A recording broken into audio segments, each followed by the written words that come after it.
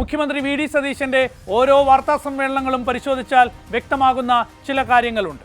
ഒന്ന്, അദ്ദേഹം പറയുന്നത് പലതും വസ്തുതാവിരുദ്ധമാണ്. ഒന്നുകൂടി വ്യക്തമായി പറഞ്ഞാൽ കളവാണ്. വി ഡി സതീശൻ കേരളത്തിന്റെ മുഖ്യമന്ത്രിയാണെന്ന് ഓർക്കണം.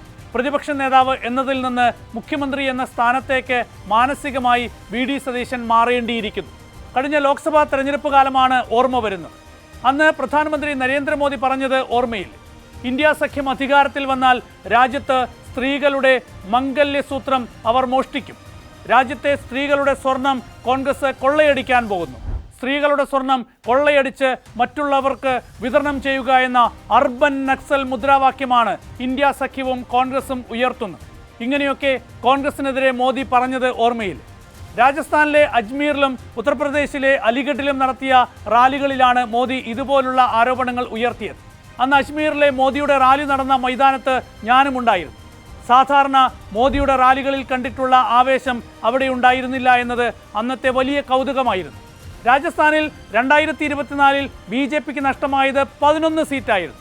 പക്ഷേ തെരഞ്ഞെടുപ്പ് ഗ്രൗണ്ടിൽ വസ്തുതാവിരുദ്ധമായ കാര്യങ്ങൾ പറയുന്നതൊക്കെ പലതവണ കേട്ടിട്ടുണ്ട്. പക്ഷേ അതുപോലെയല്ല ഒരു മുഖ്യമന്ത്രി ഔദ്യോഗികമായി നടത്തുന്ന വാർത്താ സമ്മേളനത്തിൽ പറയുന്ന പ്രസ്താവനകൾ. നരേന്ദ്രമോദിയുടെ നേതൃത്വത്തിൽ 2014 BJP അധികാരത്തിൽ വന്ന ശേഷം ഇന്ത്യയിൽ മാധ്യമങ്ങൾക്ക് സംഭവിച്ച മാറ്റം നമുക്കറിയാവുന്നതാണ്.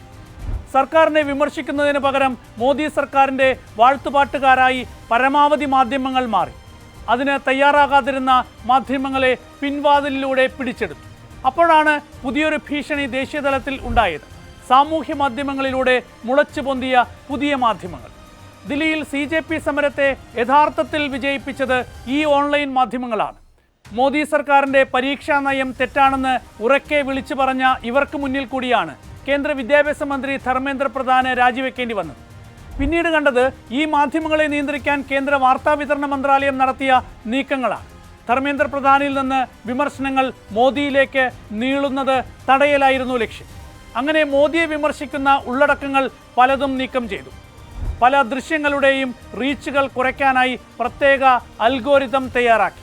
അങ്ങനെ കേന്ദ്ര സർക്കാരിനെതിരെയുള്ള വിമർശനങ്ങളെ സാമൂഹ്യ മാധ്യമങ്ങളിൽ പ്രതിരോധിക്കാനും നിയന്ത്രിക്കാനും തടയാനും നീക്കങ്ങൾ ശക്തമായി നടക്കുന്നു. അപ്പോഴാണ് കേരളത്തിലും അതിൻ്റെ മറ്റൊരു രൂപം നമ്മൾ കണ്ടത്. യഥാർത്ഥത്തിൽ മാധ്യമങ്ങളെ നിരീക്ഷിക്കുന്ന നിയന്ത്രിക്കുന്ന ബിഗ് ബ്രദറാവുന്ന കേന്ദ്രത്തിൻ്റെ അതേ പാതയിലാണോ കേരളത്തിൻ്റെ മുഖ്യമന്ത്രി എന്ന ചോദ്യമാണ് ഉയരുന്നത്.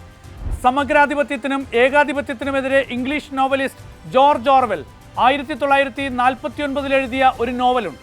ആ നോവലിൻ്റെ പേര് 1984 എന്നാണ്, 1984. ഒരുവിധ എതിർചിന്തയുമില്ലാത്ത പരിപൂർണ വിധേയത്വമുള്ള പ്രജകളെ സൃഷ്ടിക്കാനും നിലനിർത്താനുമായി ചില സംവിധാനങ്ങൾ കൊണ്ടുവന്ന ഒരു രാജ്യത്തെക്കുറിച്ചാണ് ജോർജ് ഓർവെൽ പറഞ്ഞത്. പുറത്തിറങ്ങിയാൽ big brother is watching you എന്ന് രേഖപ്പെടുത്തിയ പോസ്റ്ററുകൾ കാണാം.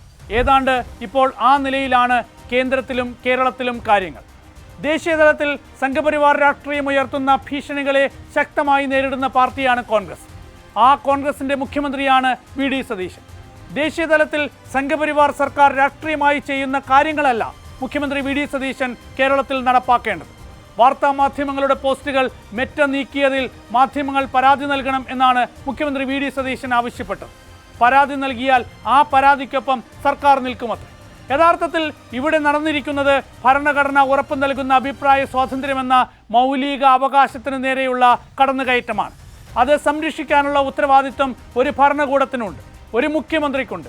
അതുകൊണ്ട് മാധ്യമങ്ങൾ പരാതി നൽകുന്നോ ഇല്ലയോ എന്നതല്ല, എന്തുകൊണ്ടിങ്ങനെ സംഭവിച്ചു എന്നത് കണ്ടെത്താനും അത് തടയാനുമുള്ള ഉത്തരവാദിത്വം മുഖ്യമന്ത്രിക്കുണ്ട് എന്നതാണ്. പക്ഷേ ഇവിടെ ഇപ്പോഴും സംശയത്തിൻ്റെ നിഴലിലാണ് മുഖ്യമന്ത്രി എന്നത് നോട്ട് ദ പോയിന്റ് അടിവരയിട്ട് പറയുന്നു.